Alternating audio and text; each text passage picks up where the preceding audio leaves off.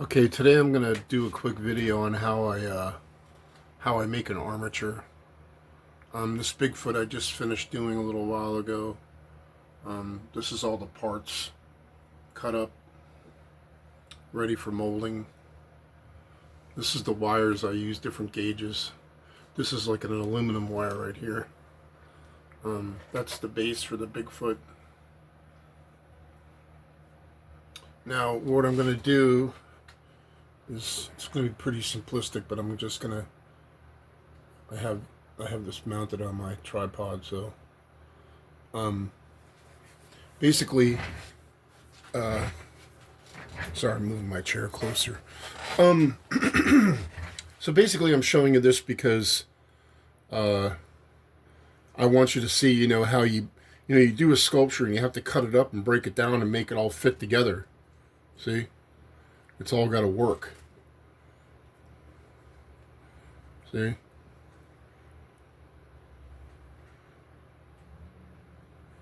And then I could actually work on this more and make it more seamless, where you won't see anything in there.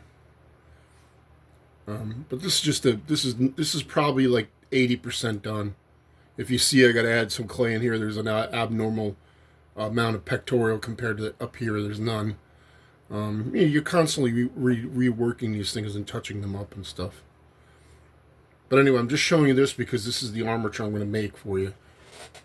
Here's the base. It's kind of cool.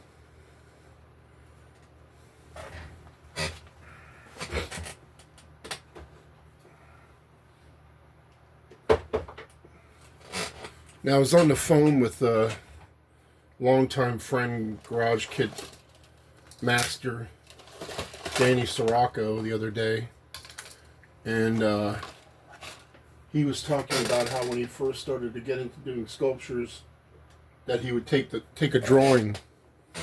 He learned it from Randy Bowen, actually. This is a quick little drawing I did to show the mass of my Bigfoot, because I like to do these quick little drawings. Like, this is literally probably a 10-minute drawing. And just so I get an idea of how massive it's going to be with the clay on it, And I just do it for myself. It's not meant to be a beautiful rendering, but it's good enough to go where, And as I did it, the sculpture, I changed things. As you can tell, I didn't make them quite as massive in the chest. He's a little more normal looking. Also, I gave him much longer beard. And the hair is more like a man's hair, kind of hanging over his head, and then over the traps as well. But anyway, so I'm going to make a fictitious armature for this. So I have these really nice wire cutters. These things work really good. They're really strong. I use this for making fingers. I intertwine this into see that, and then I glue that into a little hole on the clay or the epoxy, and then you can pose it and do what you want with it.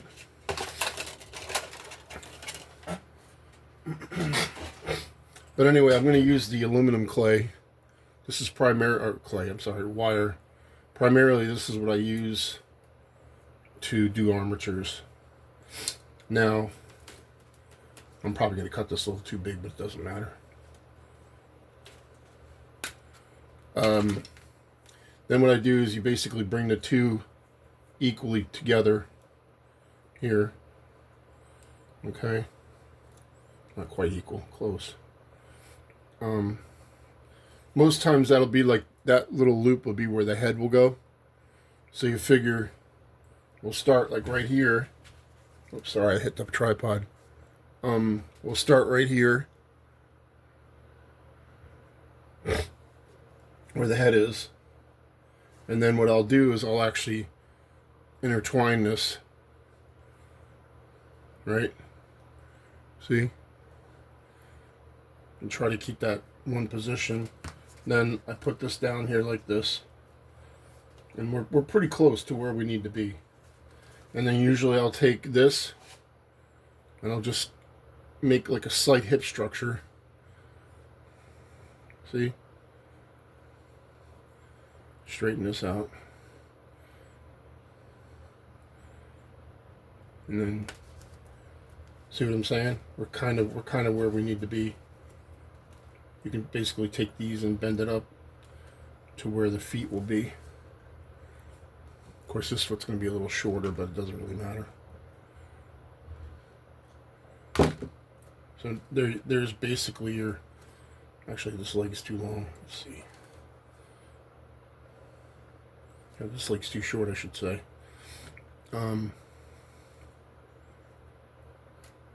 This really doesn't matter if this is exactly right because you can fix it with the clay anyway.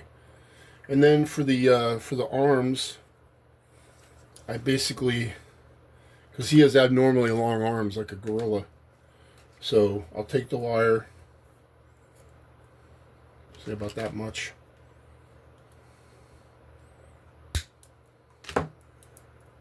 and then basically find the center again like I told you. You find the center.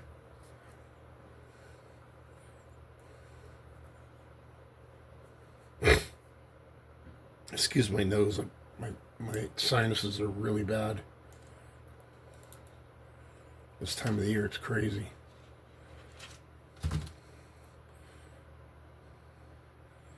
So now, that little loop thing right there,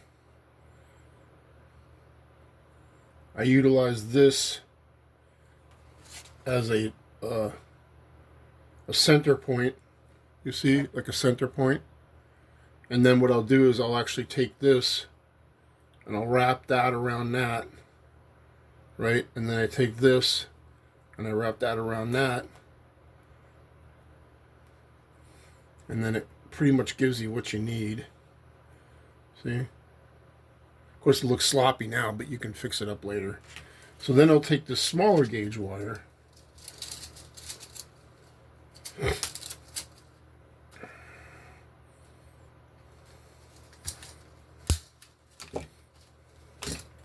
And then I kind of sew it into here, right? I sew it into the hole, and then I sew it into the subsculpture armature. Ouch! Just stabbed myself.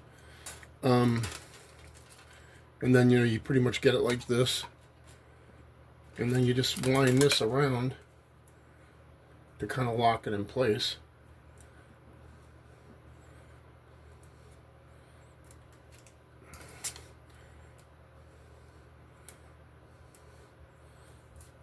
So that kind of locks it into place. Now, if this is too big, all this stuff is too big, like say you're doing a female, of course you would probably just use this wire for a female because they're small. Well, not every work girl is small, but most are. And then I basically just start wrapping it. Nothing crazy.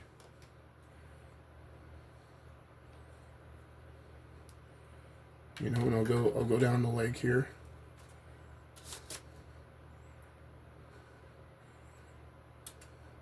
And then I'll start going up again. I'll go up again.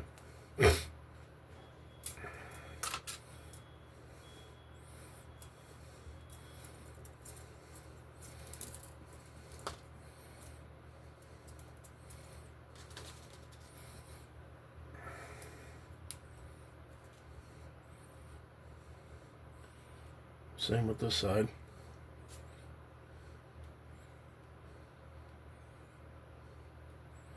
And sometimes I'll keep this on there because I might use it as a support thing, but I don't need it for this. So I just finished wrapping it.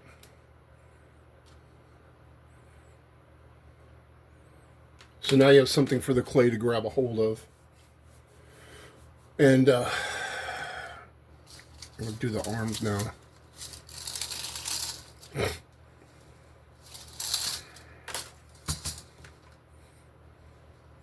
By the way, you can get all this stuff really cheap on Amazon. I think this was like $10. That's a lot of wire for $10.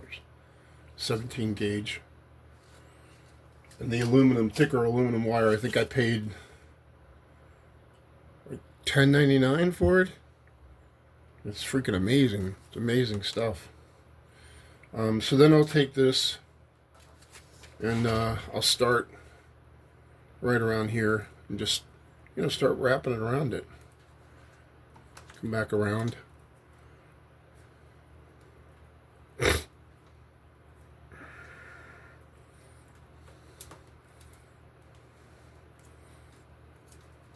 then take this, go around, and then start on this arm.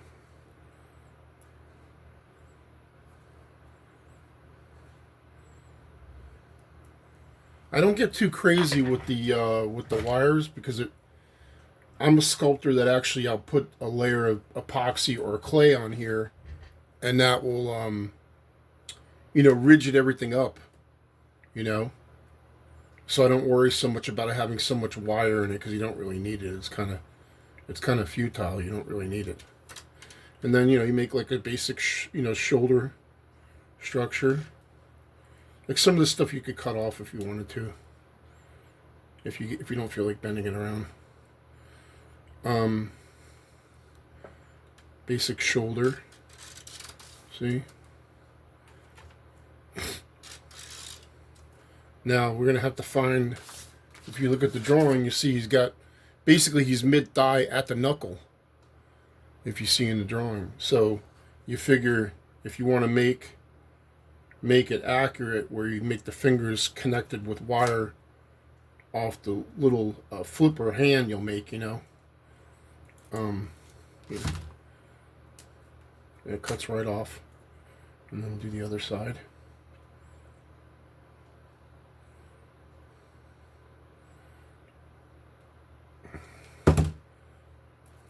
That's the other side.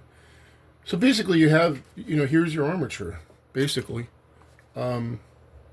Now, all this material in here, usually the chest will cover that, and the head will probably be more up here, but this will hold on to it. Of course, this is more of a gorilla build, so it's not, it's not really a human. This is a 1/12 scale. I think this drawing's 9 inches. So basically it's a 9-foot critter. A 9-foot Bigfoot.